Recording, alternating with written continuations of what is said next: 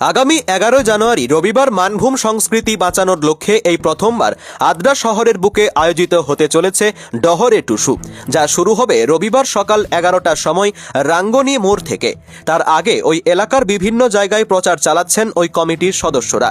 এ বিষয়ে আদ্রা ডহরে টুসু উদযাপন কমিটি মুখ্য উদ্যোক্তা অজয় মাহাতো জানান, বর্তমান সময়ে আমরা যদি দাঁড়ান দেখি, তাহলে আমাদের মানভূম জেলার যে মূল সংস্কৃতি রয়েছে সেই সংস্কৃতিটা প্রায় বিলুপ্তির পথে।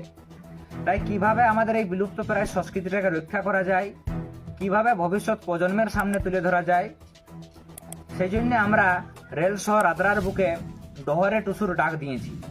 এবং এই যে ডহরে টুসু উপলক্ষে আমাদের এই যে র্যালিটা হবে বা যে পদযাত্রাটা হবে, সেই পদযাত্রাটার আমরা নাম রেখেছি সংস্কৃতি বাঁচাও পদযাত্রা।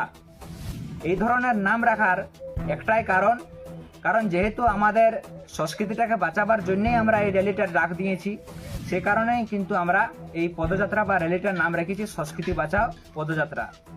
তো আগামী 11 জানুয়ারি রবিবার দিন সকাল 11টার সময় এই র্যালিটা হতে চলেছে।